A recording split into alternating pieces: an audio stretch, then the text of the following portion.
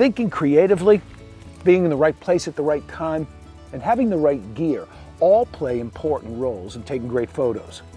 An important part of that gear is the lens you choose to use at any given time, because no single lens can be good for every shooting situation. Now, there are many ways to categorize lenses, but let's start with focal length, because it's the easiest way to see the differences among lenses. Every lens has a focal length that is expressed in millimeters, but fortunately, it's not necessary to know what those numbers actually mean.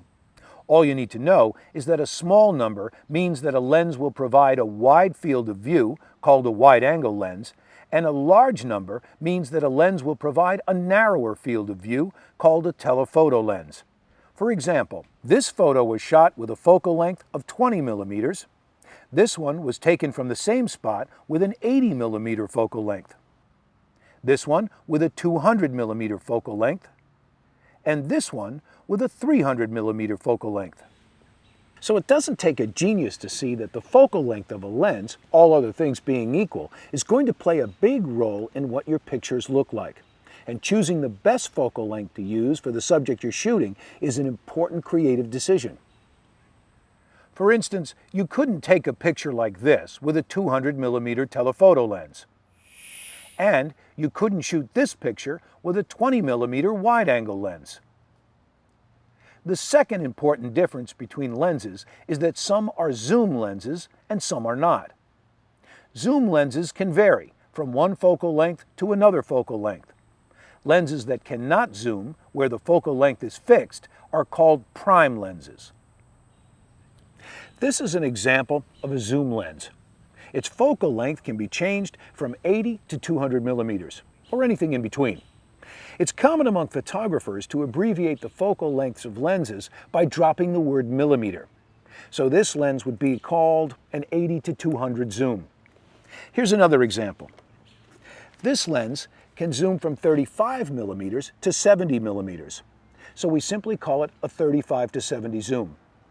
Sometimes beginning photographers think the terms zoom and telephoto are synonymous, but they're not. Calling a lens a zoom simply means that it has a variable focal length, and it doesn't tell you anything else about the type of lens it is. Another big difference between lenses is called maximum aperture.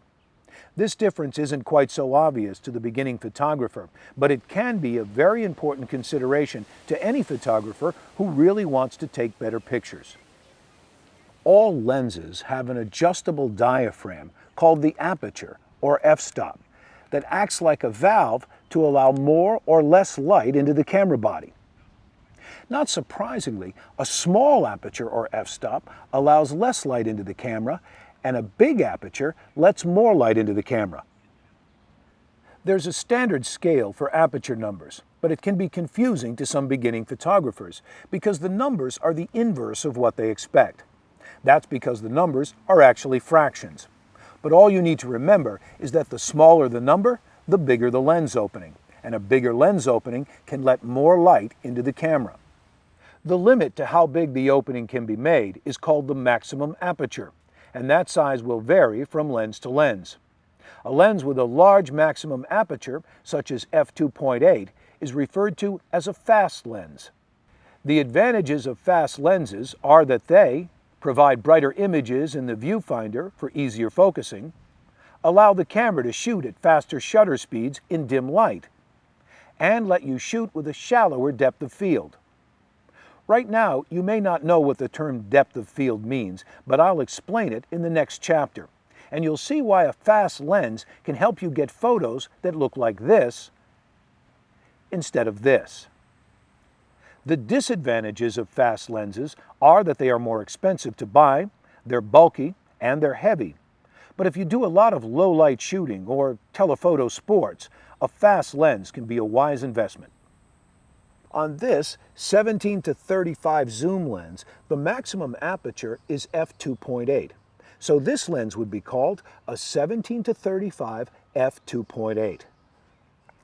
Now the maximum aperture on this one is also f2.8, so it would be called an 80 to 200 f2.8. But the maximum aperture on this prime lens is only f4, so it would be called a 300 f4. Now, understanding what the names and model numbers of different lenses mean will help a lot when it comes to choosing a new lens to buy or picking out a lens to shoot with. So how fast is the lens on your camera? What is its maximum aperture? If you're not sure, this is a good time to pause the DVD and find out. You want to look for a number on the lens that looks like this, or this.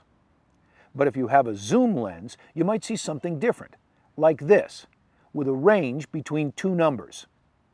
What does that mean? Well, with some inexpensive entry-level zoom lenses, there can be two maximum apertures. One number for when you are zoomed all the way in to the longest focal length, and the other number for when you're zoomed all the way out to the widest focal length. That is called a variable maximum aperture lens, because the more you zoom in, the less light you let into the lens. Now, why is that? Well, it's just a matter of economics. A zoom lens with a variable maximum aperture costs less to manufacture, and so it can be sold at a more affordable price. For most amateur photographers, the superior performance of a fast lens is eclipsed by the need to stay within a reasonable budget. And of course, the hassle of carrying around a big heavy lens if you don't really need to.